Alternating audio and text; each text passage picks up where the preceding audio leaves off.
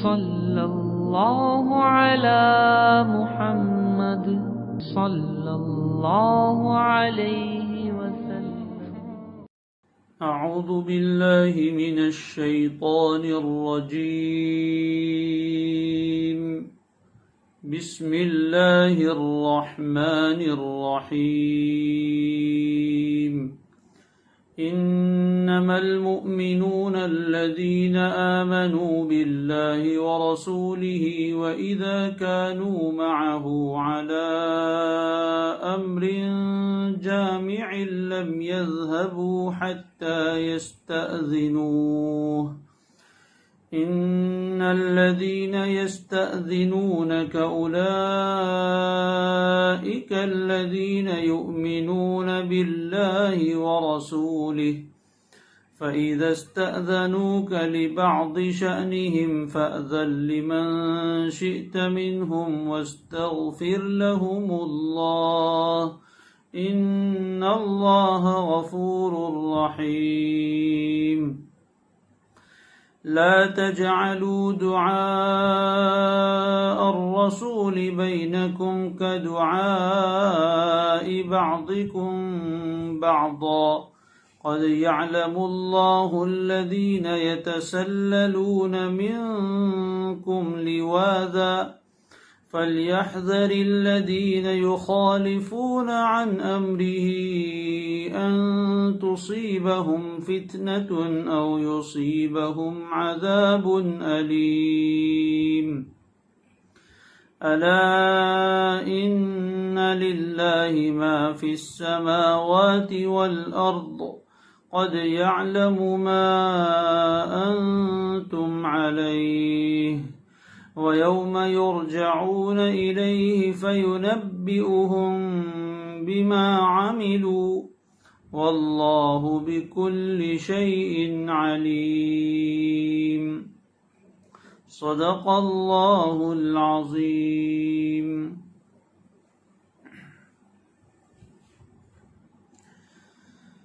یہ سورہ نور کی آخری 3 آیات ہیں۔ اس سے پہلے والی آیتوں میں اللہ تبارک و تعالی نے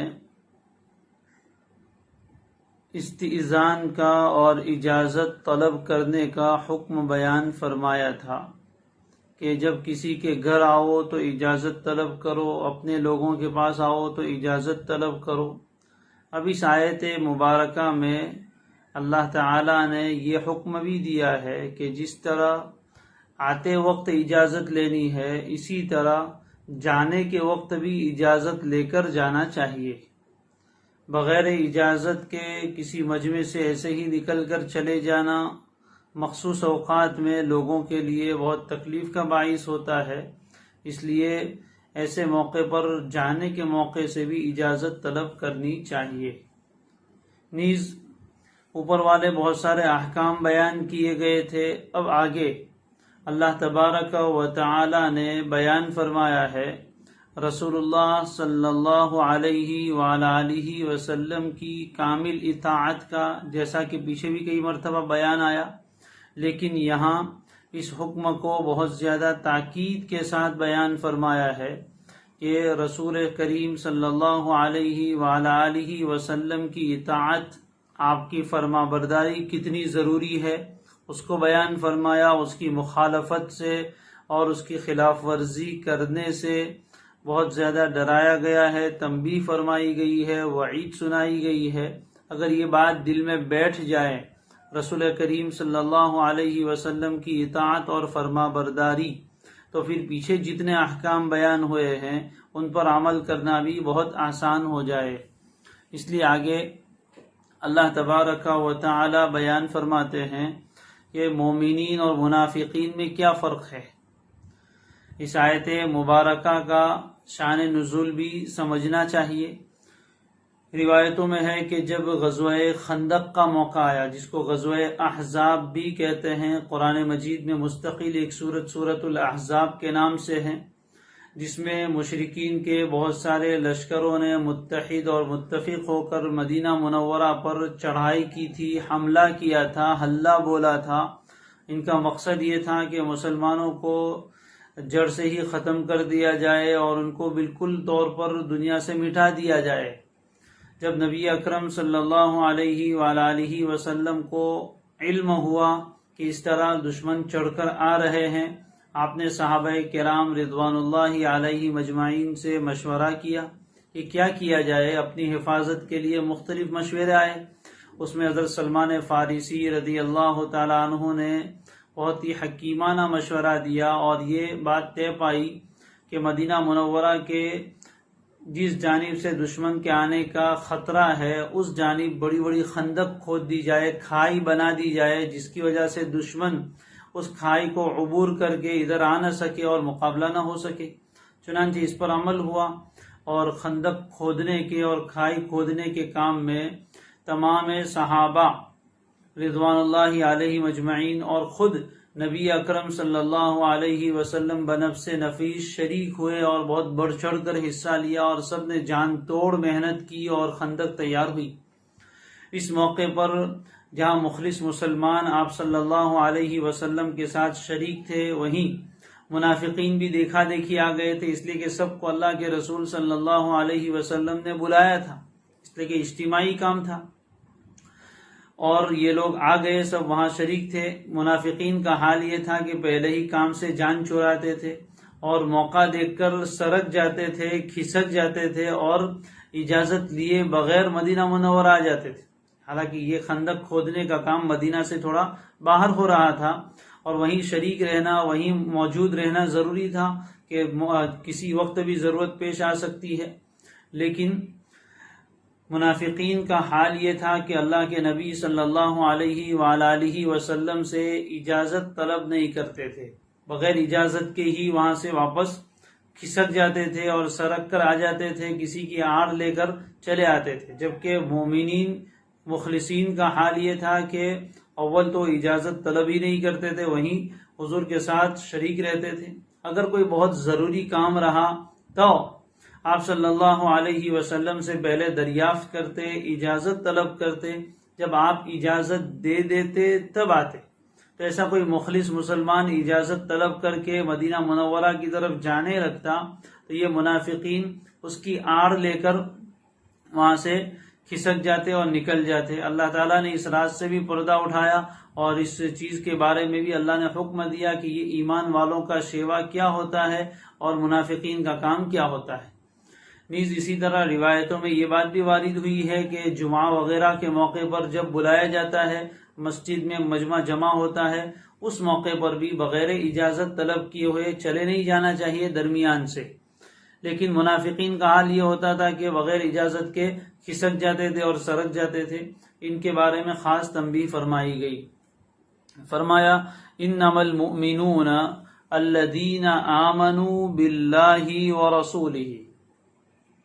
انما کا جو لفظ ہے عربی زبان میں کسی چیز کی تاکید کے لیے آتا ہے، حصر کے لیے آتا ہے، یعنی یہ حکم جو آگے آ رہا ہے انہی لوگوں کے لیے انہی لوگوں کو شامل ہے، دوسرے لوگوں کی نفی کر دے گا۔ انما المؤمنون، ایمان والے، مؤمن لوگ تو وہی ہیں، کون؟ الذین آمنوا باللہ ورسولہ، جو اللہ پر اور اس کے رسول پر سچا ایمان لائے۔ یہاں المؤمنون سے مراد کون ہے؟ کامل مومن۔ الذین آمنوا باللہ ورسولہ، جو اللہ پر اور اس کے رسول پر صدقے دل سے ایمان لائے ہیں، صرف زبانی جمع خرچ نہیں کرتے منافقین کی طرح، جنہیں اللہ پر اور اس کے رسول پر کامل یقین ہے، جو ایمان کے تقاضوں کو پورا کرتے ہیں، یہ مومن تو کہے جانے کے قابل ہے۔ ان کے علاوہ لوگ گویا مومن کہے جانے کے لائق ہے ہی نہیں۔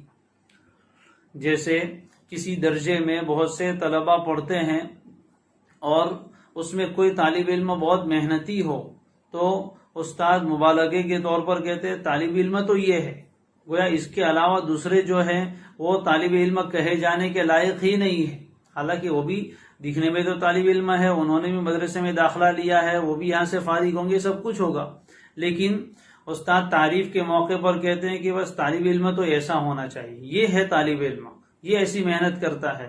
تو ایمان والوں کے نام فہرست میں تو بہت سارے لوگوں کے شامل ہیں، لیکن اللہ فرماتے ہیں کہ مومنین تو یہی ہے کون؟ الذین آمنوا باللہ، جو اللہ پر ایمان لائے اور اللہ کے رسول پر ایمان لائے، جنہوں نے اپنے آپ کو اللہ کے سامنے سپرد کر دیا، اللہ اور اس کے رسول کے حکم کے سامنے سر تسلیم خم کر دیا، فوراً لبیک کہتے ہیں، اور دل میں اللہ کی اور اس کے رسول صلی اللہ علیہ وسلم کی محبت رکھتے ہیں، آپ پر یقین رکھتے ہیں، اللہ کے اور اس کے رسول کے وعدوں کا یقین ہے، یہ لوگ حقیقت میں مومن کہے جانے کے قابل ہیں۔ جن کی کشتی ڈاواڈول ہے، جو شک شبہ میں پڑے ہوئے ہیں، وہ لوگ حقیقت میں مومن کہے جانے کے قابل نہیں ہے۔ جن کے دلوں میں اللہ رسول کی محبت نہیں ہے، اللہ کے دین کی محبت نہیں ہے، وہ لوگ مومن کہے جانے کے قابل نہیں ہے۔ فرمایا انما المؤمنون، بس مسلمان تو ایمان والے تو وہی لوگ ہیں جو اللہ پر اور اس کے رسول پر ایمان لے آئے ہیں۔ اور مزید آگے کی بات کیا ہے؟ یہ تو تمہید تھی، اصل بات تو یہ بتانی ہے وَإِذَا كَانُوا مَعَهُ عَلَى أَمْرٍ جَامِعٍ، اور جب یہ ایمان والے، یعنی ایمان والے وہ بھی ہے جو اللہ رسول پر ایمان تو لائے، اور ساتھ ساتھ جب وہ رسول کے ساتھ ہوتے ہیں، وَإِذَا، اور جب کانو ہوتے ہیں وہ لوگ، مع الرسول، رسول کے ساتھ، کہاں؟ عَلَى أَمْرٍ جَامِعٍ، کسی ایسے کام میں جس میں سب کو جمع کیا گیا ہو۔ کام جمع کرنے والا نہیں ہوتا، یہ مجازن کہا گیا ہے۔ علی امرین، کوئی ایسا کام جو سب کو جمع کرنے والا ہے، یعنی اس کام کے لیے سب لوگوں کو جمع کیا ہے، یعنی کوئی اہم کام ہے، کسی مہم پر سب لوگ جمع ہوئے ہیں، کسی مشن پر سب لوگ جمع ہوئے ہیں۔ اور جب یہ ایمان والے ہوتے ہیں رسول کے ساتھ کسی ایسے کام کے لیے جس میں سب لوگوں کو باقاعدہ جمع کیا ہو، بلایا ہو، کس نے؟ رسول نے، تو لم یذهبوا، وہ وہاں سے جاتے نہیں ہے، حتی یستأذنوہ، جب تک کہ رسول سے اجازت طلب نہ کر لیں اور رسول انہیں اجازت نہ دے دے، وہاں تک وہ اس جگہ سے واپس نہیں چلے جاتے بلکہ وہیں ٹھہرتے ہیں۔ یہ ایمان والوں کی شان بتائی کہ جب وہ کسی اہم کام پر، دین کے اہم فریضے پر انہیں جمع کیا جاتا ہے، جیسے غزوہ خندق میں جمع کیا گیا تھا، اور اسی طریقے سے کسی اور جہاد میں جمع ہوتے ہیں، یا جمعہ وغیرہ کے موقع پر جمع ہوتے ہیں، جماعت کی نماز میں جمع ہوتے ہیں، ایسے کسی مجمع میں جب سب لوگوں کو باقاعدہ بلایا گیا ہو اور انہیں جمع کیا گیا ہو اور وہاں ان کا ٹھہرنا ہی مقصود ہو، علامات سے اور قرائن سے معلوم ہوتا ہو، تو ایسے موقع پر حکم یہ ہے کہ بغیر اجازت لیے ہوئے اس جگہ سے واپس نہ جائے بلکہ وہیں رہے۔ ہاں کوئی بہت سخت ضرورت پیش آ گئی ہے تو ایسی صورت میں اجازت لے کر وہاں سے جانا چاہیے، بغیر اجازت کے وہاں سے کھسک جانا یہ مومنین کی شان نہیں ہے۔ تو مومن تو ایسے ہی ہوتے ہیں کہ ایمان جن کے دلوں میں سچا ہے، وہ رسول کے سامنے سے کبھی ضرورت کی بنا پر جانا پڑے تو بغیر اطلاع کے، بغیر استئذان کے، بغیر اجازت طلب کیے ہوئے نہیں جاتے، بلکہ رسول کریم صلی اللہ علیہ وسلم سے اجازت مانگتے ہیں۔ جب آپ اجازت دیتے ہیں تو پھر وہاں سے جاتے ہیں۔ یہ ان کے ایمان کا تقاضا ہے، یہ ایمان کا بنیادی تقاضا ہے۔ اس سے رسول کریم صلی اللہ علیہ وسلم کی عظمت شان معلوم ہوتی ہے، آپ کا مقام و مرتبہ معلوم ہوتا ہے کہ آپ کا بلانا، آگے کی آیت میں اس کی وضاحت کی ہے، آپ نے کسی جگہ بلا لیا ہو تو یہ بلانا دوسرے لوگوں کے بلانے کی طرح نہیں ہے کہ جب آئے چاہے تو آؤ چاہے تو نہ آؤ، جب تک رہنا ہو رہو، جب چلے جانا ہو چلے جاؤ۔ نہیں، بلایا کس نے ہے؟ رسول اللہ صلی اللہ علیہ وسلم نے بلایا ہے، دین کے کام کے لیے بلایا ہے، لہٰذا تمہیں وہیں موجود رہنا چاہیے، رسول کی معیت اختیار کرنی چاہیے، ان کا ساتھ دینا چاہیے، اور وہ جو حکم دے اس کو پورا کرنا چاہیے، وہاں سے جانے کی سوچنا بھی نہیں چاہیے۔ اور اگر کوئی بہت ہی سخت ضرورت پیش آ گئی ہے اور جانا ہی پڑے تو پھر ایسی صورت میں اجازت لے کر، اجازت ملنے پر جانا چاہیے۔ اجازت لینے تو گئے لیکن اجازت نہیں ملی تب بھی نہیں جا سکتے۔ یہ اجازت کا حکم دیا، اور اس میں رسول کریم صلی اللہ علیہ وسلم کی اطاعت اور آپ کی عظمت بھی معلوم ہوتی ہے۔ فرمایا ایمان والے تو وہی لوگ ہیں جو اللہ پر اور اس کے رسول پر ایمان لے آئے ہیں، اور جب وہ رسول کے ساتھ ہوتے ہیں کسی ایسے کام میں جس کے لیے سب کو جمع کیا گیا ہے تو لم یذهبوا، وہ وہاں سے نہیں جاتے جب تک کہ رسول سے اجازت طلب نہ کر لیں۔ اور پھر آگے کی بات معذوف ہے کہ رسول انہیں اجازت بھی دے۔ آگے فرمایا ان الذین یستأذنونک اولئک الذین یؤمنون باللہ ورسولہ۔ استئذان کا مسئلہ کوئی معمولی نہ سمجھے، اس کا ایمان کے ساتھ بہت گہرا تعلق ہے۔ فرمایا یقیناً جو لوگ اے پیغمبر آپ سے اجازت طلب کرتے ہیں، یعنی کبھی ایسا جانے کا موقع آئے اور اجازت طلب کرے اپنے کام کے لیے جانے کی، یقیناً جو لوگ کہ اے پیغمبر آپ سے اجازت طلب کرتے ہیں، اولئک الذین یؤمنون باللہ ورسولہ، یہی وہ لوگ ہیں جو اللہ پر اور اس کے رسول پر ایمان رکھتے ہیں۔ تو استئذان یہ ایمان کی وجہ سے ہی ہوتا ہے، یعنی اللہ کے رسول سے اجازت کب طلب کریں گے؟ جبکہ ان کے اندر ایمان ہوگا، جبکہ ان کے اندر ایمان ہوگا۔ اور تو استئذان بغیر ایمان کے نہیں پایا جاتا، اس لیے کہ منافقین اجازت نہیں لیتے تھے، اور ایمان ہوگا تو ایمان کے ساتھ استئذان پایا جائے گا۔ تو فرمایا جو لوگ اے پیغمبر آپ سے اجازت مانگتے ہیں اپنے کسی کام سے جانے کے لیے اور پھر واپس لوٹ کر آ جاتے ہیں، تو یہ لوگ وہ ہیں جو اللہ پر اور اس کے رسول پر ایمان لاتے ہیں۔ اس سے معلوم ہوا کہ جو لوگ اجازت طلب نہیں کرتے اور چپکے سے بغیر اجازت کے ہی کھسک جاتے ہیں، وہ حقیقت میں اللہ اور اس کے رسول پر ایمان والے نہیں ہیں، بلکہ وہ منافقین کی جماعت ہے۔ فَإِذَا اسْتَأْذَنُوكَ، یہاں تک تو اجازت لینے کا حکم تھا، اب آگے اجازت لینے کے لیے کوئی آ گیا تو اس کے بعد رسول کو کیا اختیار ہے؟ فرمایا فَإِذَا اسْتَأْذَنُوكَ لِبَعْضِ شَأْنِهِمْ فَأْذَنْ لِمَنْ شِئْتَ مِنْهُمْ، پھر جب یہ لوگ آپ سے اجازت طلب کریں اپنے کسی کام کی وجہ سے، لِبَعْضِ شَأْنِهِمْ، شان کے معنی کام اور بعض کے معنی کوئی کام، پھر جب یہ لوگ آپ سے اجازت طلب کریں لِبَعْضِ شَأْنِهِمْ، اپنے کسی کام کی وجہ سے، تو پیغمبر آپ کو اختیار ہے، فَأْذَنْ لِمَنْ شِئْتَ مِنْهُمْ، ان میں سے جس کو آپ چاہیں اجازت دیجئے اور جس کو آپ نہ چاہے اجازت مت دیجیے۔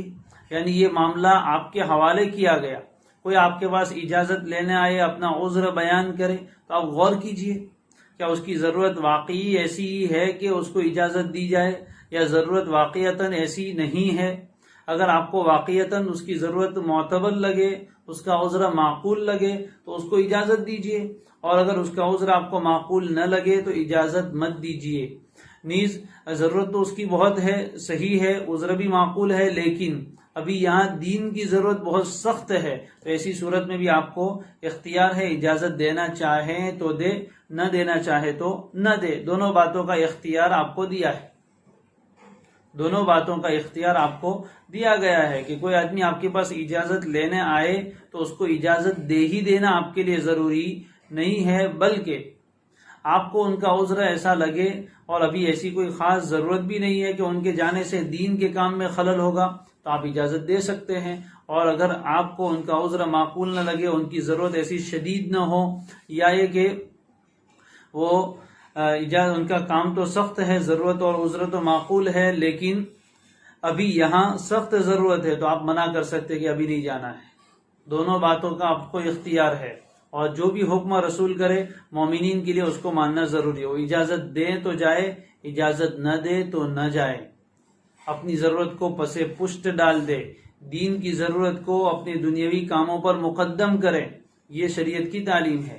فرمایا جب یہ لوگ آپ سے اجازت طلب کرے اپنے کسی کام کے لیے تو آپ ان میں سے جس کو چاہے اجازت دیں، اور اس کے بعد آگے والی بات خود ہی سمجھ لینی ہے، صنعت اکتفا ہے، اور جس کو آپ چاہے تو اجازت نہ دیں، اور اگر آپ کسی کو اجازت دے دیں تو پھر ساتھ میں وَاسْتَغْفِرْ لَهُمُ اللَّهُ، اور ان کے لیے اللہ سے مغفرت بھی مانگیے، یعنی آپ ان کو اجازت دے رہے ہیں اور وہ جا رہے ہیں، پھر بھی ان کے لیے مغفرت کی دعا کیجیے، اس لیے کہ آپ کا اجازت دینا تو کوئی نقص کی بات نہیں ہے، کوئی کمی اور گناہ کی بات نہیں ہے، لیکن ان لوگوں کا ایسی ضرورت کی حالت میں بھی اجازت لے کر جانا یہ ایک طرح کا نقص ہے، اس لیے کہ یہاں دین کا اتنا شدید تقاضا ہے، پھر بھی اپنی ضرورت کے لیے جا رہے تو گویا دین پر دنیا کو مقدم کیا، یہ ایک طرح کی کمی ہے، خاص کر کے صحابہ کے مقام کے اعتبار سے، لہذا اس نقص کی تلافی کے لیے آپ ان کے لیے مغفرت کی دعا اللہ سے کریے۔ نیز یہ بھی ہو سکتا ہے کہ جس نے اجازت طلب کی اس نے تو یہ سمجھا کہ ہاں میری بہت سخت ضرورت ہے، مجھے جانا چاہیے، لیکن حقیقت میں وہ ایسی سخت ضرورت نہیں تھی. کبھی کبھی انسان سے غلطی ہوتی ہے، وہ سمجھتا ہے کہ نہیں بہت سخت اور ضروری کام ہے، حالانکہ اللہ کے اعتبار سے وہ سخت اور ضروری کام نہیں تھا، پھر بھی وہ اجازت لے کر چلا گیا تو گویا اس میں ایک غلطی ہوئی، کوتاہی ہوئی، تو اس کے لیے مغفرت طلب کیجیے. جب رسول کو مغفرت طلب کرنے کا حکم ہے ان کے لیے تو خود انہیں بھی بدرجہ اولا مغفرت طلب کرنی چاہیے. استغفار جس طرح گناہوں کی تلافی کے لیے کیا جاتا ہے، اسی طرح خلاف ادب کاموں کی تلافی کے لیے بھی کیا جاتا ہے، اور مکروہ کاموں کی تلافی کے لیے بھی کیا جاتا ہے. کوئی نقص اور کمی ہو اس کی تلافی کے لیے بھی کیا جاتا ہے. اور آگے فرمایا ان اللہ غفور الرحیم، یقین رکھو کہ اللہ بہت بخشنے والا ہے، بڑا مہربان ہے. اس لیے کوئی استغفار کرے تو اس کے گناہوں کو معاف کر دیتا ہے، بڑا رحیم ہے، اس لیے ایسی چھوٹی چھوٹی چیزوں پر پکڑ نہیں کرتا ہے. بہرحال اس آیت مبارکہ میں اللہ تعالیٰ نے ایک طرف ایمان والوں کی شان صراحتاً بیان فرمائی، اور اس سے ایک ادب یہ ہمیں معلوم ہوا کہ جب کبھی جس طرح رسول کریم صلی اللہ علیہ وآلہ وسلم کے ساتھ کسی کام کے لیے جمع ہوئے ہوں اور آپ نے باقاعدہ جمع کیا ہو اور آپ کی چاہت یہ معلوم ہوتی ہے کہ ابھی سب لوگ یہیں رہے، کوئی اٹھ کے نہ جائے، تو ایسی صورت میں کسی کے لیے بھی بغیر اجازت کے لیے جانا جائز نہیں. اور اگر کوئی بہت سخت کام آئے تو اجازت طلب کر کے پھر جانا چاہیے. یہ بات یہاں بیان فرمائی. علماء اس سے مسئلہ نکالتے ہیں کہ یہی حکم جو بڑے امیر ہوتے ہیں ان کا بھی ہے کہ اگر انہوں نے کسی کام کے لیے بلایا ہے تو پھر وہیں ٹھہرنا چاہیے، اس لیے کہ بلانے کا مقصد ہی یہ تھا کہ آپ ٹھہرے. اگر جانا ہے تو پھر اجازت طلب کر کے جائے، لیکن یہ اس وقت ہے جبکہ کسی اہم کام کے لیے جمع کیا گیا، ورنہ خود سے ہی آئے، بلایا نہیں گیا تھا تو خود سے ہی جانے کا بھی اختیار ہے. جیسے رسول پاک صلی اللہ علیہ وسلم کی بہت سی مجلسیں مسجد نبوی میں وغیرہ میں لگا کرتی تھی، لوگ آتے تھے، خود سے ہی بلایا نہیں جاتا تھا. نماز وغیرہ کے لیے تو اذان کہہ کر بلایا جاتا تھا، لیکن ایسے ہی عام مجالس میں لوگوں کو سب کو جمع کیا نہیں جاتا تھا. آپ تشریف فرما ہوتے تھے، صحابہ بھی آ جاتے تھے، شمع کے گرد پروانے، ان میں سے کوئی آتا، جب تک اس کو ضرورت ہوتی بیٹھتا، بات سنتا، کوئی ضرورت پیش آتی تو اٹھ کر چلا جاتا. اس میں اجازت طلب کرنے کی ضرورت نہیں ہے. لیکن باقاعدہ کسی کو بلایا گیا ہو اور آپ ان کے ارادے سے اور ان کے بلانے پر آئے ہیں تو پھر جاتے وقت اطلاع کر کے جانا چاہیے. یہ بھی ادب ہے. مثال کے طور پر آپ کو آپ کے والد نے بلایا یا آپ کے استاد نے بلایا یا کسی اور بڑے نے بلایا، امیر ہے تو اس نے بلایا. اب آپ کو کسی کام کے لیے بلایا تھا، آپ اس کی اجازت کے بغیر، اس کو اطلاع دیے بغیر چلے گئے. اب جب اس کو کام ہوگا وہ آپ کو تلاش کرے گا کہاں ہے، آپ تو ہے ہی نہیں، تو ظاہر ہے کہ اس کو تکلیف ہوگی. اور آپ اطلاع دے کر یا اجازت لے کر گئے ہیں تو پھر ان کے لیے کوئی دقت کی بات نہیں ہوگی. لہذا یہ حکم دوسری جگہوں پر بھی باقی رکھنا چاہیے. اسی طرح گھروں میں سے بھی ہمیں چاہیے کہ ہم اپنے بڑوں کی اجازت لے کر پھر جائے کسی مجلس سے. اسی طرح ہاں لیکن عام مجلس ہے، مثال کے طور پر کوئی وعظ و نصیحت کی مجلس مسجد میں لگی ہوئی ہے، وہاں آ کر کوئی بیٹھا ہے، اس کو کوئی ضرورت پیش آئی، جانا ہے تو سب کے سامنے کھڑے ہو کے اجازت نہ لے، ورنہ مجمع میں انتشار ہوگا، لوگوں کو خلل ہوگا. ایسی صورت میں چپکے سے نکل جائے. ان سب چیزوں کا خیال ضروری ہے. اجتماعی امور میں ان باتوں کا خیال شریعت ہمیں ادب سکھاتی ہے. قرآن مجید بڑی بڑی باتیں بیان کرتا ہے، اس سے ہمیں شریعت کا مزاج معلوم ہوتا ہے. پھر اس کے بعد چھوٹی باتیں ہمیں خود موقع کے اعتبار سے سمجھنی ہوتی ہے، علماء اس سے مستنبط کر کے نکالتے ہیں. مثال کے طور پر آپ کسی مجمع میں بیٹھے ہیں اور بلا ضرورت کہ آپ اٹھ کے آگے سے نکل کے جا رہے ہیں. اب ظاہر ہے کہ کوئی آدمی بیان کر رہا ہے، کوئی بات چیت ہو رہی ہے، کوئی میٹنگ ہو رہی ہے، اس میں آپ بیچ میں سے اٹھ کے جا رہے ہیں تو سب لوگوں کی توجہ آپ کی طرف ہوگی کہ کیوں جا رہا ہے. تو بولنے والے کے لیے بھی خلل اور ڈسٹرب ہوگا، سننے والوں کو بھی حرج لاحق ہوگا. تو ایسے کام نہیں کرنے چاہیے، بلا ضرورت کے بیچ میں سے اٹھ کے نہیں جانا چاہیے. ہاں اگر کوئی بہت سخت ضرورت ہے، کوئی شدید طبعی وغیرہ تقاضا پیدا ہو گیا ہے تو پھر چپکے سے اس طرح نکل جانا چاہیے سڑک کے کہ لوگوں کی توجہ میں خلل نہ پیدا ہونے پائے. اس کا بھی خیال رکھنا چاہیے. اسی طرح آپ کسی مجمع میں آئے، پہلے سے لوگ بیٹھے ہوئے ہیں، کوئی بات چل رہی ہے، بیان چل رہا ہے، اب آپ کو اس میں بیٹھنا ہے تو شریعت کی تعلیم یہ ہے کہ جہاں پیچھے جگہ ہے وہیں بیٹھ جاؤ. لیکن بعض لوگ ایسے ہوتے ہیں کہ سب کو پھلانگتے ہوئے آگے جاتے ہیں. اب ظاہر ہے کہ سب لوگ ایک طرف متوجہ ہیں، کچھ بات سن رہے ہیں، آپ بیچ میں آئیں گے تو سب لوگ آپ کو دیکھیں گے کون ہے. اب وہ دیکھنے میں بولنے والے کا بھی حرج ہوگا، سننے والوں کا بھی حرج ہوگا. تو یہ سب چیزیں اس کے منافی ہے، شریعت کے مزاج کے خلاف ہے. اس لیے چاہیے کہ ادب سیکھنا چاہیے، اور یہ چیزیں سیکھی جاتی اللہ کے نیک بندوں کے پاس رہ کر. حضرت تھانوی رحمہ اللہ کے یہاں اس کی بڑی سخت تعلیم تھی، اور حضرت اس چھوٹی چھوٹی باتوں پر بڑی نظر رکھتے تھے جس سے کسی کو ذرا برابر حرج اور تنگی پیش نہ آئے. بہرحال اس آیت مبارکہ میں نبی اکرم صلی اللہ علیہ وسلم کی عظیم شان بھی معلوم ہوئی، اور اسی طرح جو بڑے لوگ ہوا کرتے ہیں انہوں نے کسی کام کے لیے بلایا ہو تو اس کا بھی حکم یہی ہے. اس کے درجے کے اعتبار سے اللہ کے رسول صلی اللہ علیہ وسلم کے لیے تو یہ حکم بڑا تاکیدی تھا کہ گویا جانا جائز ہی نہیں تھا بغیر اجازت کے ایسے موقع پر سے. آگے فرمایا لا تجعلوا دعاء الرسول بینکم کدعاء بعضکم بعضا. اوپر والی آیت کے ساتھ ملا کر پہلے اس کی تفسیر سمجھتے ہیں. فرمایا لا تجعلوا دعاء الرسول. دعا کا لفظ ہم بولتے رہتے ہیں، دو ہاتھ اٹھا کر مانگتے ہیں، وہ بھی دعا ہے. لیکن عربی زبان میں دعا کا معنی یہ بھی آتا ہے بلانا، دعا کا معنی آتا ہے پکارنا، اور دعا کا تیسرا معنی بھی ہے جس کو ہم سب اردو میں بھی دعا کہتے ہیں، یعنی کوئی چیز مانگنا. تو بلانے کو بھی کہتے ہیں، پکارنے کو بھی کہتے ہیں، اور دعا میں کسی چیز کے مانگنے کو بھی کہتے ہیں. یہاں تینوں معنی بعض لوگوں نے مراد لیے، اور دو معنی تو تقریباً تمام مفسرین نے مراد لیے. دعا کا پہلا معنی ہم لیتے ہیں بلانا، اور دعا مصدر ہے، اس کی اضافت ہوئی الرسول کی طرف، اور رسول اس کا فاعل ہے. تم لوگ رسول کے بلانے کو، تم لوگ رسول کے بلانے کو اپنے درمیان ایسا نہ بناؤ جیسے کہ تم ایک دوسرے کو بلاتے ہو. تم لوگ رسول کے بلانے کو اپنے درمیان ایسا مت سمجھو جیسا کہ تم آپس میں ایک دوسرے کو بلا لیتے ہو. کیا مطلب؟ آپس میں ہم ایک دوسرے کو بلائیں تو ہم کوئی مطاع نہیں ہے اور ایسے بڑے مقتدا نہیں ہے. ہم نے کسی کو بلایا تو اس کی مرضی، آنا چاہے تو آئے، نہ آنا چاہے تو نہ آئے. آئے تو جب تک بیٹھنا چاہے بیٹھے، جب جانا چاہے چلا جائے.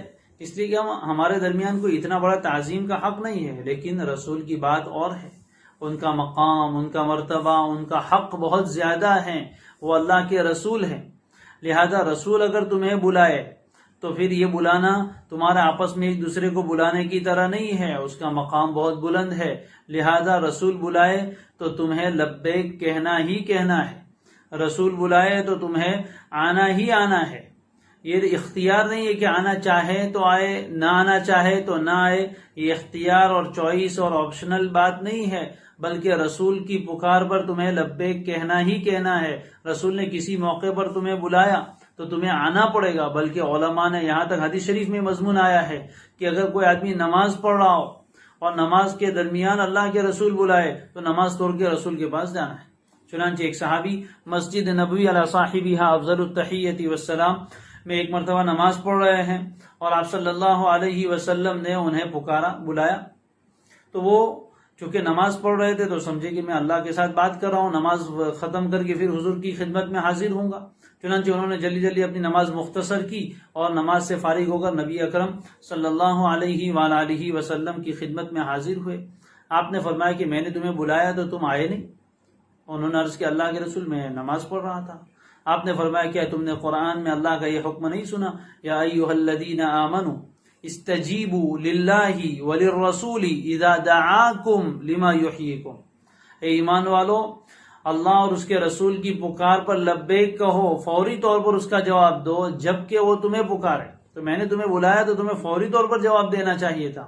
تو رسول کا کسی کو بلانا کسی کام کے لیے یہ لوگوں کے ایک دوسرے کو بلانے کی طرح نہیں ہے، بلکہ اس پر لبیک کہنا ہی کہنا ہے. ایمان کا تقاضا یہ ہے کہ رسول نے کسی بات کا حکم دیا، رسول نے بلایا تو اب تمہیں آنا ہی آنا ہے. یہ زندگی میں حکم تھا. رسول کی طرف سے کوئی حکم آ جائے تو پھر انسانوں کو اختیار نہیں ہے. قرآن مجید میں ایک موقع پر اللہ تبارک و تعالیٰ نے فرمایا ہے کہ جب اللہ اور اس کا رسول کوئی فیصلہ کر دے تو مومنین کو کوئی اختیار نہیں ہے کہ وہ اس کو قبول کریں یا نہ کریں. نہیں، اطاعت مطلقہ چاہیے، مکمل اطاعت چاہیے کہ رسول کا حکم آئے تو اس کو قبول کرنا ہی ہے. تو بہرحال اوپر کی آیت سے اس کا تعلق یہ ہے کہ تم رسول کے بلانے کو اپنے درمیان ایسا نہ سمجھو جیسے تم ایک دوسرے کو بلا لیتے ہو. کہ ایک دوسرے نے بلایا تو جب چاہے آئے جب چاہے جائے، اس کا اختیار ہے، لیکن رسول نے بلایا ہے تو پہلی بات تو یہ ہے کہ تمہیں آنا ہی ہے، اور پھر آنے کے بعد جب تک رسول واپس اجازت نہ دے جانے کی وہاں تک جا بھی نہیں سکتے۔ یہ اوپر والی آیت کے ساتھ اس کا تعلق ہو گیا۔ بعض لوگ فرماتے ہیں کہ یہاں دعا کے معنی تو ہے پکارنا، کسی کو مخاطب کرنا، اور الرسول یہاں مفعول ہے۔ بعض لوگ خاص کر کے دیہات کے رہنے والے لوگ جو زیادہ تہذیب وغیرہ سے واقف نہیں تھے، وہ نبی اکرم صلی اللہ علیہ وسلم کو بھی ایسے ہی پکار لیتے تھے جیسے کہ آپس میں ایک دوسرے کو نام لے کر پکارتے ہیں۔ کسی کا نام زید ہے تو او زید، اے عمر، اے خالد، اس طرح ہم ایک دوسرے کو پکارتے ہیں۔ تو وہ نبی اکرم صلی اللہ علیہ وآلہ وسلم کو بھی آپ کے مبارک نام محمد کے ذریعے سے پکارتے تھے اور کہتے تھے یا محمد۔ اللہ تعالیٰ نے فرمایا نہیں، یہ نام لے کر پکارنا ان کی شان میں گستاخی ہے، ان کے عظیم ترین مقام کے مناسب اور شایان شان نہیں ہے، لہذا تمہیں کبھی رسول کو پکارنا ہو تو یا محمد کہہ کر نہیں پکار سکتے، بلکہ کہنا پڑے گا یا نبی اللہ، یا رسول اللہ، یا حبیب اللہ، کوئی لقب دے کر آپ کو اللہ کے رسول سے بات کرنی ہوگی۔ کبھی پکارنے کا موقع آ جائے تو یا نبی اللہ کہنا چاہیے، یا رسول اللہ کہنا چاہیے، یا حبیب اللہ کہنا چاہیے، کوئی بھی ایسا لقب جس سے عظمت ظاہر ہوتی ہو، اس طرح رسول کو پکارنا چاہیے جیسے تم ایک دوسرے کو پکارتے ہو نام لے کر، ویسے رسول کو مت پکارو۔ اے ایمان والو، تم اپنے درمیان رسول کے پکارنے کو ایسا نہ بناؤ جیسے تم ایک دوسرے کو پکارتے ہو۔ یہ دوسرا حکم ہوا۔ لہذا قرآن مجید میں آپ دیکھ لیجئے، خود اللہ تبارک و تعالی نے اپنے پیغمبر کی علو مرتبت کا خیال رکھتے ہوئے اور ہماری تعلیم کے لیے اپنے نبی کو قرآن مجید میں کہیں بھی نام لے کر نہیں پکارا۔ آپ کا مبارک نام محمد صلی اللہ علیہ وسلم قرآن مجید میں آیا ہے، لیکن پکارنے کے موقع پر نہیں، محمد الرسول اللہ وہاں آیا ہے۔ ما کان محمد ابا احد من رجالکم وہاں آیا ہے۔ قرآن مجید میں سورہ محمد آئی ہے، لیکن اللہ تعالیٰ نے کبھی یا محمد کہہ کر نہیں پکارا۔ یا ایھا النبی اتق اللہ ولا تطع الکافرین، یا ایھا الرسول بلغ ما انزل، یا ایھا المدثر، یا ایھا المزمل۔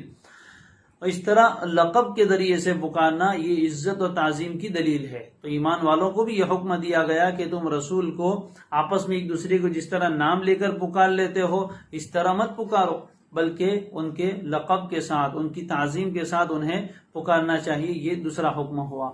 اور بعضوں نے دعا کا تیسرا معنی بھی لیا ہے جس کو ہم دعا کرنا کہتے ہیں۔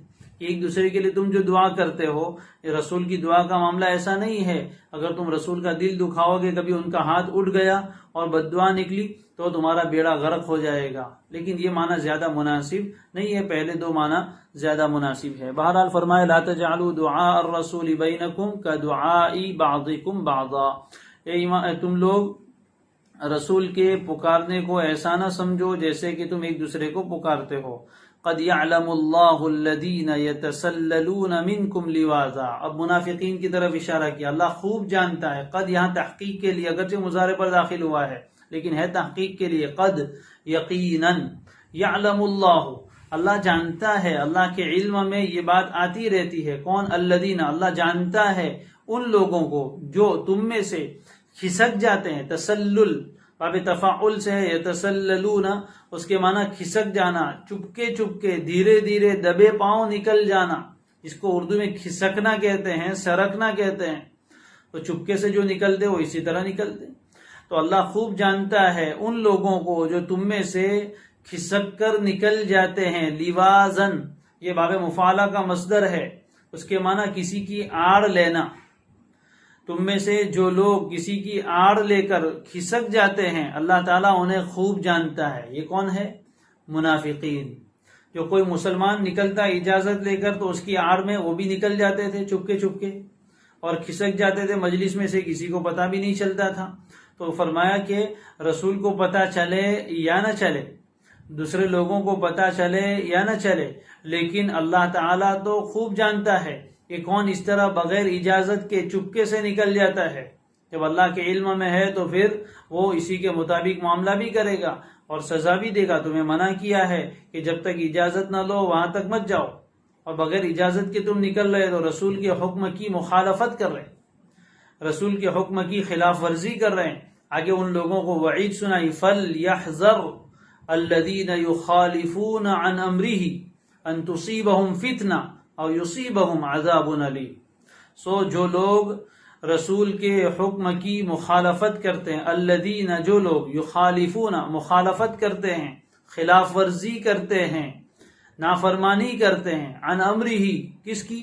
رسول کے حکم کی، رسول کے آرڈر کی، چونکہ بلایا تھا سب کو، تو رسول کا حکم یہ تھا کہ یہاں آؤ اور جو کام ہم کر رہے ہیں اس میں شامل ہو جاؤ، یہاں سے جانا نہیں ہے، یہ رسول کا حکم تھا، لیکن یہ رسول کے حکم کی خلاف ورزی کرتے ہوئے چلے جاتے ہیں۔ تو جو لوگ رسول کے حکم کی خلاف ورزی کرتے ہیں، لیحذر انہیں ڈرنا چاہیے، حذر کہتے ہیں بچنے کو، احتیاط کو، ڈرنے کو، انہیں ڈرنا چاہیے اس بات سے کہ کہیں انہیں کوئی بڑا فتنہ نہ پہنچے، ان تصیب اصابہ یصیب کا نہ پہنچنا، فتنۃ انہیں کوئی فتنہ نہ پہنچے، فتنہ کہتے ہیں آزمائش کو، مراد ہے دنیاوی عذاب اور وبال جس میں ان کو آزمایا جائے، تو انہیں اس بات کا خوف اور اندیشہ ہونا چاہیے کہ کہیں رسول کی مخالفت کی پاداش میں، اس کی سزا میں، اس کے نتیجے میں دنیا میں ان کے اوپر کوئی بڑا عذاب نہ آ جائے جو ان کے لیے فتنہ اور آزمائش کا ذریعہ بن جائے، اور یصیبہم عذاب علیم یا ان کو دردناک عذاب پہنچے، یعنی آخرت میں۔ تو دنیا میں بھی عذاب کا اندیشہ ہے اور آخرت میں بھی عذاب کا خطرہ ہے۔ فرمایا رسول کے حکم کی مخالفت جب آپ زندہ تھے تب بھی، اور جب آپ دنیا سے پردہ فرما گئے وہاں بھی رسول نے جو احکام دیے ہیں ان احکام کی خلاف ورزی کرنے کی مسلمان کو گنجائش نہیں ہے۔ رسول تو مطاع ہے، آپ کی اطاعت کی جائے گی، اور اللہ کے رسول صلی اللہ علیہ وعلی آلہ وسلم کی اطاعت وہ اللہ کی اطاعت ہے، من یطع الرسول فقد اطاع اللہ، جس نے رسول کی اطاعت کی اس نے حقیقت میں اللہ کی اطاعت کی، اور اللہ اور اس کے رسول کا حکم ایسا نہیں ہے کہ اس کی مخالفت کی جائے۔ جو لوگ اللہ اور اس کے رسول کے حکم کی مخالفت کرتے، رسول نے جس کام کرنے کا حکم دیا وہ کام نہیں کرتے، رسول نے جس کام کرنے سے منع کیا وہ کام کا ارتکاب کرتے ہیں، تو یہ ہوئی مخالفت اللہ کے رسول کے حکم کی۔ ایسے لوگوں کو بہت ڈرنا چاہیے، اور قرآن کے جو احکام ہے وہ بھی رسول کے احکام ہے، اس لیے کہ رسول کے واسطے سے ہی پہنچے، وہی شریعت ہے۔ تو جو لوگ شریعت کی مخالفت کرتے ہیں، رسول کے احکام کیا ہوں گے؟ شریعت۔ جو لوگ شریعت کی مخالفت کرتے ہیں اور رسول کریم صلی اللہ علیہ وسلم نے جس بات کا حکم دیا اس کی خلاف ورزی کرتے ہیں، ایسے لوگوں کو بہت ڈرنا چاہیے اس بات سے کہ کہیں دنیا میں انہیں بڑا فتنہ نہ پہنچے، یعنی بہت بڑا عذاب نہ آ جائے جو ان کے لیے فتنہ اور آزمائش کا ذریعہ بنے، یا آخرت میں ان پر بڑا عذاب انہیں پہنچے، دونوں دردناک عذاب انہیں پہنچے، اس سے انہیں ڈرنا چاہیے۔ بہت ہی سخت ترین وعید سنائی گئی ہے۔ رسول کے احکام کی مخالفت پر ہم اپنی روزمرہ کی زندگی میں اللہ کے رسول صلی اللہ علیہ وآلہ وسلم کے اور اللہ کے کتنے احکام کی خلاف ورزی کرتے ہیں۔ فرائض تک میں کوتاہیاں ہوتی ہے اور محرمات اور کبائر تک کا ارتکاب ہوتا ہے، تو یہ کوئی معمولی چیز نہیں ہے، بہت ڈرنے کی چیز ہے۔ یہ مخالفت ہو رہی ہے رسول کے حکموں کی، نتیجہ یہ ہوگا کہ ابھی دنیا میں بھی عذاب آ سکتا ہے، بڑا فتنہ آ سکتا ہے، اور آخرت میں بھی دردناک عذاب ہو سکتا ہے۔ اس لیے بہت زیادہ ڈرنا چاہیے، محتاط رہنا چاہیے، مخالفت نہیں کرنی چاہیے بلکہ موافقت کرنی چاہیے۔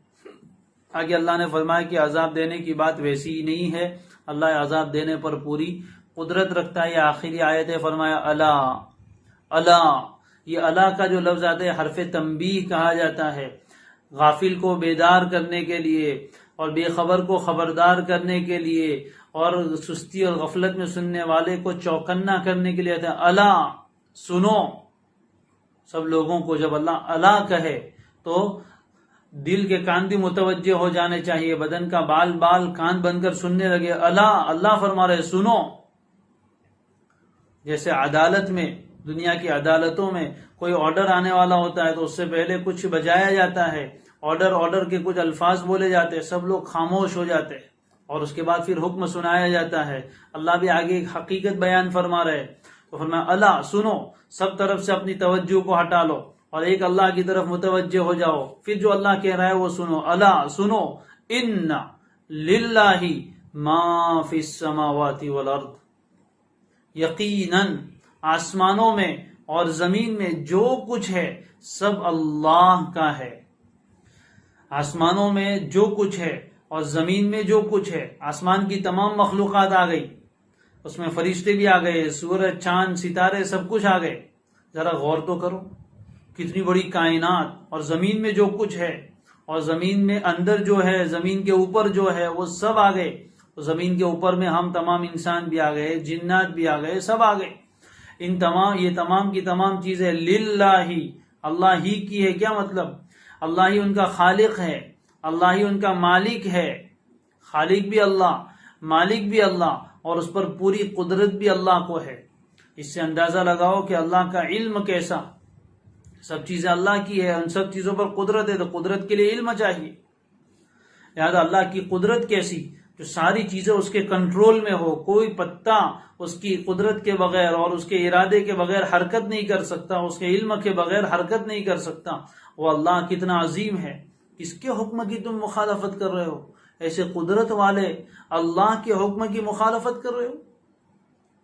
دنیا کا کوئی انسان تھوڑا سا اقتدار حاصل کر لے، تھوڑی سی حکومت کے کسی عہدے پر آ جائے، اس کے حکم کی خلاف ورزی کرتے ہوئے انسان ڈرتا ہے.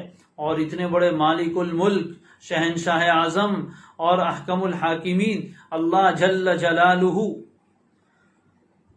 اس کے حکم کی کوئی وقعت نہیں. پہچانو اس کو کون ہے.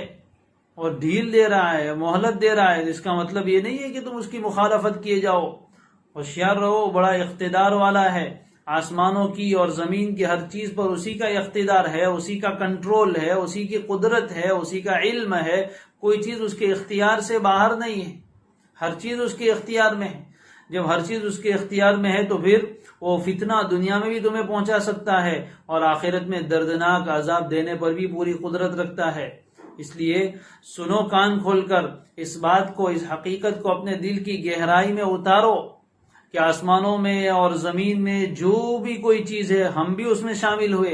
ہم سب پر اللہ کی حاکمیت ہے، اللہ کی خالقیت ہے، اور اللہ تعالیٰ کی ملکیت ہے.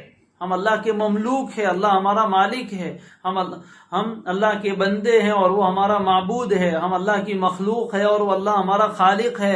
ہم اللہ کے مملوک ہے، وہ ہمارا مالک ہے. لہذا اس کے حکم کی خلاف ورزی ہو ہی نہیں سکتی. جس آدمی کے دل میں یہ یقین بیٹھ جائے کہ اللہ میرا مالک ہے، اس کو مجھ پر پورا اختیار ہے، وہ میرا معبود ہے، اس کو حقیقت میں معبود مانے اور پھر اس کے حکم کی خلاف ورزی کرے، ایسا نہیں ہو سکتا. جب کبھی انسان اللہ کے حکم کی خلاف ورزی کرتا ہے تو یہ حقیقت اس کے دل میں تھوڑی کمزور ہو جاتی ہے یا تھوڑے وقت کے لیے غائب ہو جاتی. دنیا کے ایک غلام اپنے آقا کی خلاف ورزی نہیں کرتا، دنیا کے ایک نوکر اپنے سیٹھ کی خلاف ورزی نہیں کرتا، تو ایک بندہ اپنے مالک کی کیسے خلاف ورزی کر سکتا ہے؟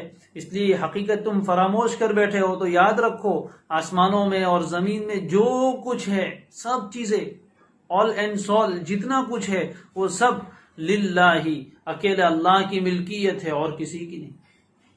لہذا اس حقیقت کو سوچو، کبھی انسان غور کرے کہ جو اتنی چیزوں کا مالک اور اتنی چیزوں پر اقتدار، اس کی قدرت کیسی ہوگی، اس کی قدرت کیسی.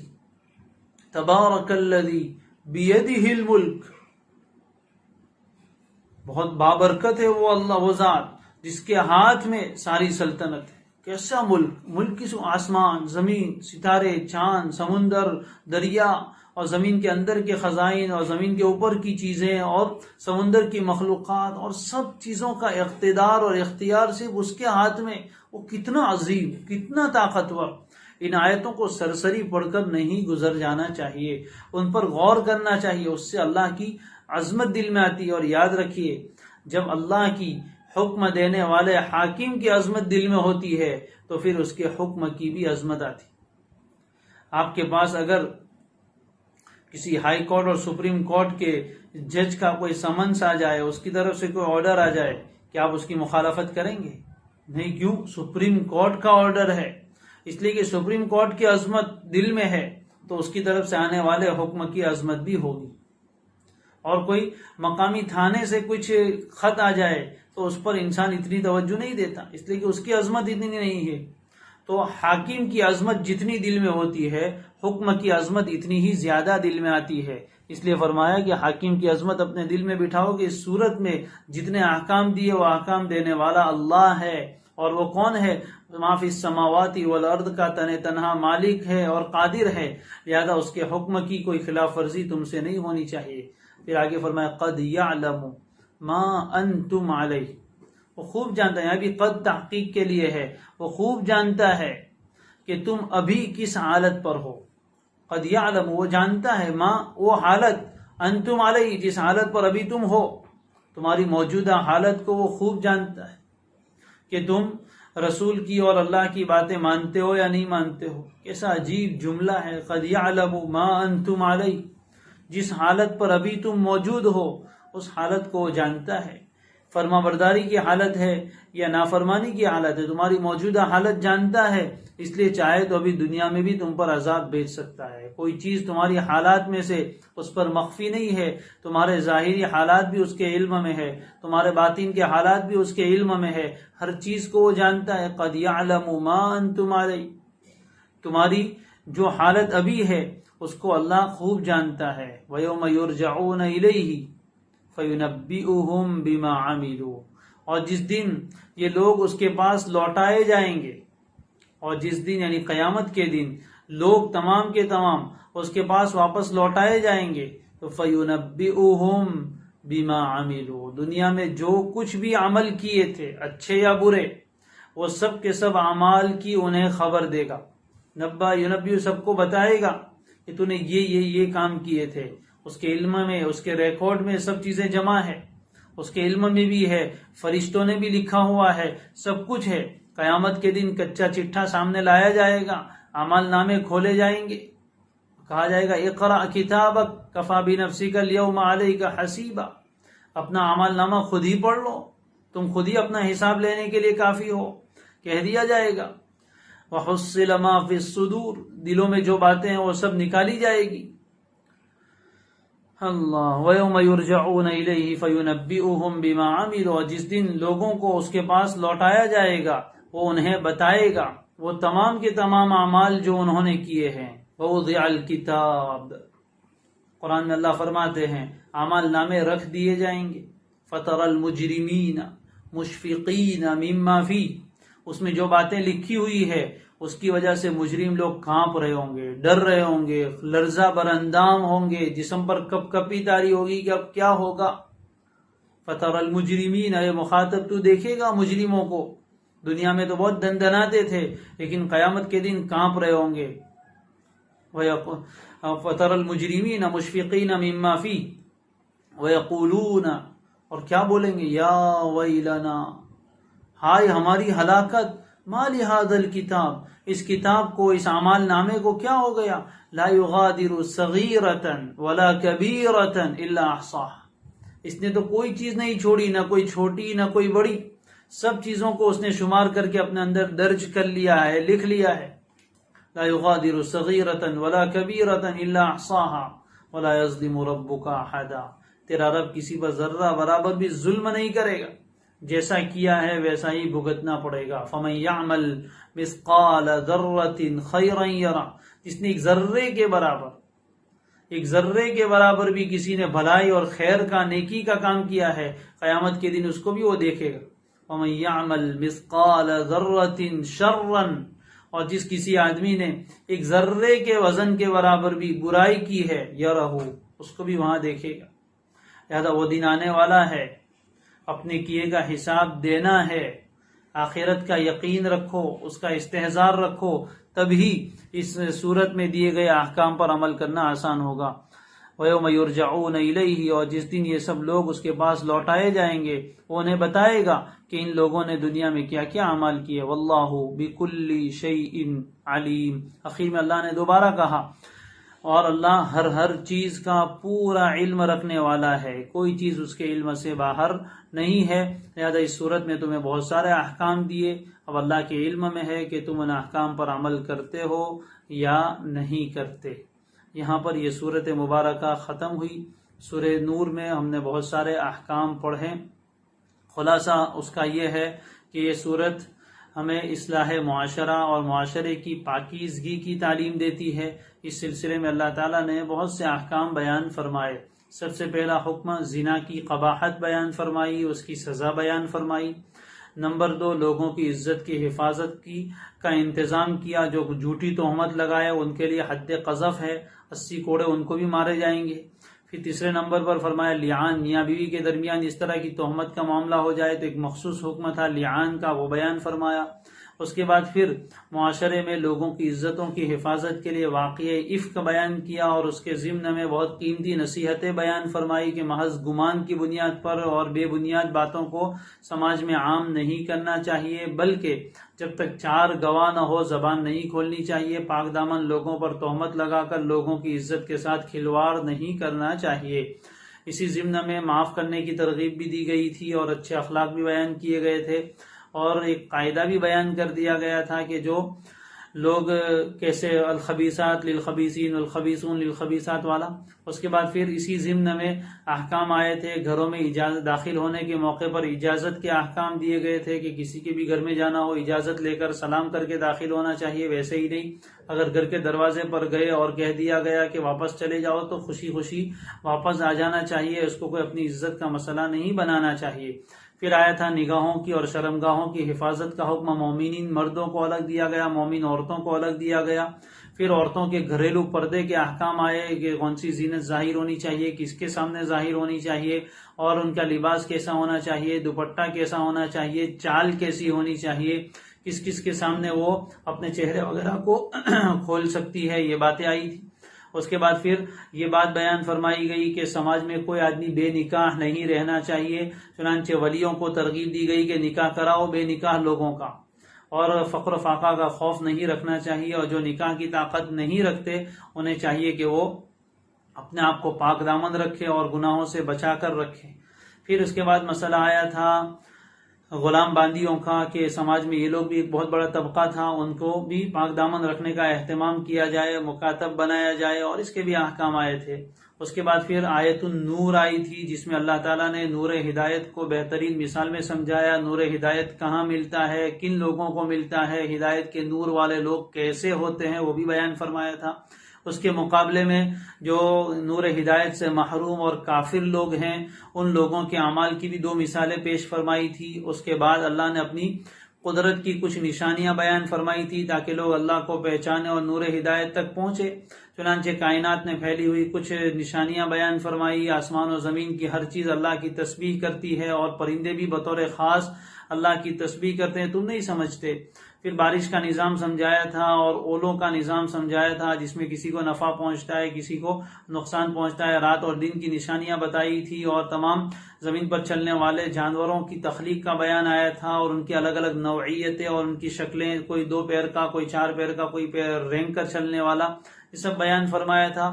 پھر بیان آیا تھا منافقین کا کہ ان کا حال کیا ہے، زبانی اطاعت اور فرما برداری کے دعوے کرتے ہیں لیکن حقیقت میں اللہ اور رسول کی اطاعت نہیں کرتے۔ مومنین کا شیوا یہ ہے کہ وہ شریعت کے ہر حکم کے سامنے سر تسلیم خم کر لیتے ہیں، اپنے ہر فیصلے شریعت کے مطابق کرواتے ہیں، جبکہ منافقین اپنے حق میں فیصلہ آتا ہو تب تو شریعت میں آتے ہیں، اور جب اپنے خلاف فیصلہ جاتا ہو تو پھر یہودیوں کے پاس اور دنیا کی دوسری کورٹوں میں جایا کرتے ہیں۔